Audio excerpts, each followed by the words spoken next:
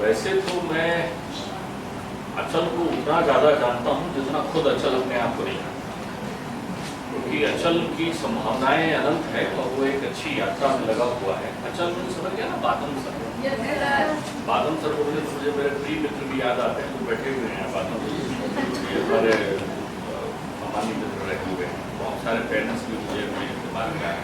सबसे पहले मैं आपको एक आश्चर्य की बात बताता हूँ कि बहुत बड़े न्यूरोलॉजिस्ट मेरे मित्र हैं जो देश में विदेश के बड़े न्यूरोलॉजिस्ट, वो मस्तिष्क को ऑपरेशन करने वाले न्यूरोलॉजिस्ट बोलते हैं।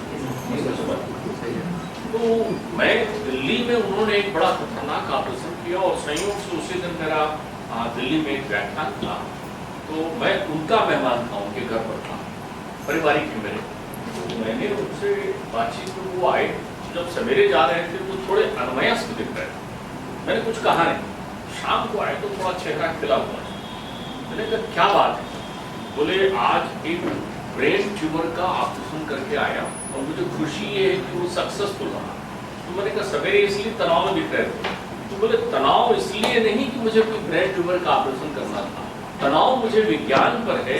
आप विश्वास मानिए, हम लोग मस्तिष्क के बारे में, यानी चिकित्सा विज्ञान अब मस्तिष्क के बारे में केवल 20% जानता है। कितना परसेंट? केवल 20%। और बोले 20% पर हम उस मस्तिष्क को खोलते हैं और खोल के समझ लीजिए आपके शब्दों में गोस्वामी जी राधे राधे करके ऑपरेशन करते हैं, क्योंकि हल तो करना ही है। बट चिकित्सा विज्ञान 20% से ज्यादा मस्तिष्क के बारे में नहीं जानता। इतना विशाल है मनुष्य का मस्तिष्क। हमारा अध्यात्म कहता है कि व्यक्ति अपनी मस्तिष्क की तरंगों को जो 3% जागृत कर लेता है, समझ लेता है, वो थोड़ा पुरुष महापुरुष टाइप का हो जाता है, विद्वान कहलाता है। और जो 5% जागृत कर लेता है, उसमें वो सारी विधाएं विकसित हो जाती है जिससे आप किसी मनुष्य को देवांश की तरह देखने लगते हो। ये तो अद्भुत है, चमत्कारिक है। अर्थात इतने अनंत मस्तिष्क को विकसित करने के लिए 5% भी बहुत काफी होता है। मतलब अत्यंत मनुष्य अपने जीवन में नहीं कर सकता। एवरेज व्यक्ति अपने मस्तिष्क का 2 से 3% उपयोग ही अपने जीवन काल में कर पाता है, उससे ज्यादा नहीं। इसलिए चिकित्सा विज्ञान केवल इसको 20% जानती है और उसके आधार पर नित्य नए खोज में लगी है कि कैसे मस्तिष्क की तरंगों को जाने। आपको ये बताने का उद्देश्य क्या है?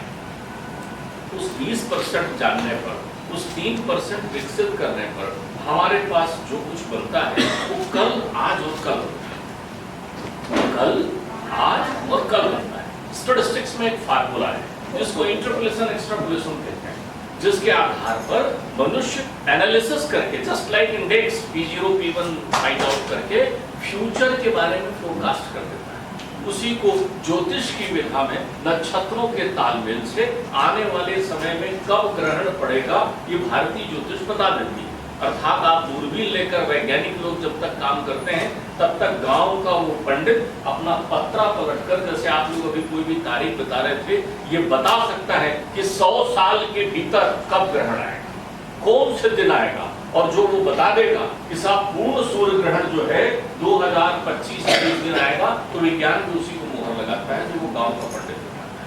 आप मेरी बात समझ रहे हैं? चीजों को समझने के तरीके हैं, ग्रंथ हैं। तो इसी से कल, आज और कल बनता है। आने वाले कल को एडवांस मस्तिष्क विकसित करने वाला व्यक्ति भी जान सकता है, जिसको इंटरप्रिटेशन के माध्यम से अपन जानते हैं, एक्सट्रापोलेशन के माध्यम से अपन जानते हैं, प्रोबेबिलिटी के माध्यम से जानते हैं। उसको एक व्यक्ति विकसित करके आने वाले कल को जान सकता है। तो कैसे? कल से। कैसे जान सकता है? कल से। आप किसी व्यक्ति को yesterday is better than today and today is better than tomorrow because yesterday became today and today will become tomorrow. बीता हुआ कल आज से अच्छा है, आज कल से अच्छा है, क्योंकि कल आज से बना है और आज कल से बना है। उसके लिए हमारे यहाँ प्रसिद्ध कहावत है, होनहार विद्वान के होत चीखने पार। आप जैसे किसी को पढ़ते हुए देखते हैं, उसकी विधा देखते हैं, उसकी शैली देखते हैं, उसका शार्पनेस, उसका बुद्धि कौशल देखते हैं, वैसे ही सामान्य से घर के बुजुर्ग को बोल देता है, भैया ये इंजीनियर बनेगा, बहुत बढ़िया। तो वास्तव में वो इंजीनियर बन चुका होता है यदि उसको वो परिवेश और वातावरण मिलता है। लेकिन सबसे अच्छी बात, अचल तुमको बधाई इसलिए कि तुम अध्यात्म का भी बहुत अच्छा काम कर रहे हो। यादें हमारी दो भागों में पड़ जाती है, एक बुरी यादें, एक अच्छी यादें। अचानक आपको कहीं याद करो, अचानक अभी बहुत सारे लोग तारीखों में याद कर रहे थे, कुछ लोगों ने पूछा होगा, कुछ भूल गए। एक बड़े सज्जनता से कह रहा था कि अपनी वो डेट ऑफ बर्थ के आधार पर कुछ लोग सबको याद रखती। अरे भाई, जिसकी शादी हो गई उसको क्या मेरी एनिवर्सरी याद नहीं रहेगी? तो क्या वो सुखद अनुभव नहीं था जब वो पैदा हुए थे? तो वो था, तो शादी हुई तो वो उससे अधिक सुखद अनुभव था, तो वो भी पूछ सकते हो। लेकिन उन तारीखों के साथ आप सब ने चंद सेकंड के अंतराल से कितनी यात्राएं कर ली। जब हम पैदा हुए थे और सटाक से कुछ सेकंड में वापस आ गए बड़े होके, कि पैदा हुए थे, मम्मी भी दिख गई, पापा भी दिख गए, पिताजी भी दिख गए, दुख सुख भी दिख गया, जीवन का सार भी दिख गया। सब एक आईने की तरह सर्राटे से आया और एकदम से आपके मस्तिष्क तरंगों को पार करके चला गया। ये मस्तिष्क एक पटल का निर्माण करती है, उस पटल पर ही ये देखते हैं। ये बच्ची आके कह रही 100 पेज तक, यानी इनके अंदर के सॉफ्टवेयर के स्क्रीन में तो 100 पेज दिख रहे थे। आप पूछो कौन सा पढ़ना हमको पढ़ना, राइट? ये वो स्क्रीन है। मनुष्य भी एक कंप्यूटर की तरह है बच्चों, मनुष्य भी कंप्यूटर है। हार्डवेयर हमारा तन है और सॉफ्टवेयर हमारा मन है। हमारे उसी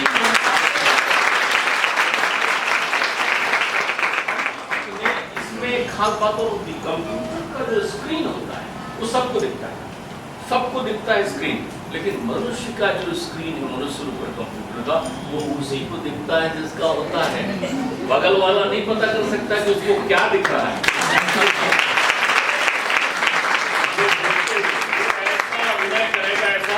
सर मैं सच कह रहा हूँ, अंदर से जोर जोर से चिल्लाने की आवाज आएगी जैसे माइक बंद करा दिए हो, अरे झूठ तो मत बोल, अब तो बता दे।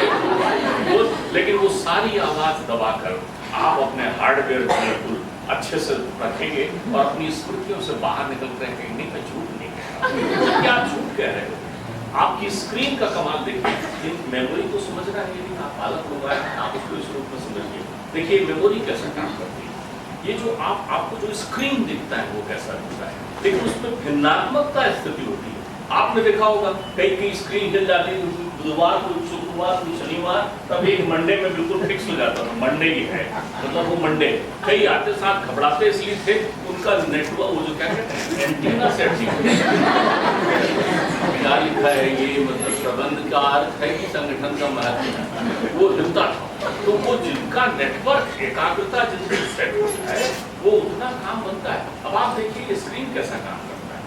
मैंने आपसे कहा आपके पिताजी, मेरे मुंह से आवाज निकली और सबको अपने पिताजी दिख गए, सबको दिख गए, जिनके दुनिया में है उनको भी दिख गए, जिनके नहीं है उनको दिख गए। आप समझ रहे हैं मेरी बात को? मैंने आपसे कहा अमिताभ बच्चन, आप सबको दिख गए, वो अलग बात नहीं, एक मेमोरी अपनी, जिसको जिस स्वरूप में दिख रहा है, किसी का नाम भी सचिन तेंदुलकर, नरेंद्र मोदी, आपको दिख गए, मेरे कहते देरी हो दिख गए। अब एक नया प्रयोग देखिए जिस पर ये लोग काम करते हैं, उस प्रयोग को आप ऐसा समझिए, अगर मैं आपसे कहूं शैतान, तो मेरा कहने की देरी है, तुरंत सबको शैतान दिख गए, लेकिन जैसी जिसकी भावना है उसके अनुरूप शैतान दिखा। किसी को सींग वाला, किसी को काला, किसी को पीला, किसी को बगल का पड़ोसी, किसी को घर का बच्चा तक शैतान। राइट और रॉन्ग? तो इसमें अध्यात्म का महत्व ये है बच्चों, जैसे तुम अतीत को याद रखते हो तो वैसे ही अपने वर्तमान में ऐसा काम करो कि जब तुम अतीत बनो तो तुम्हें लोग याद रखें।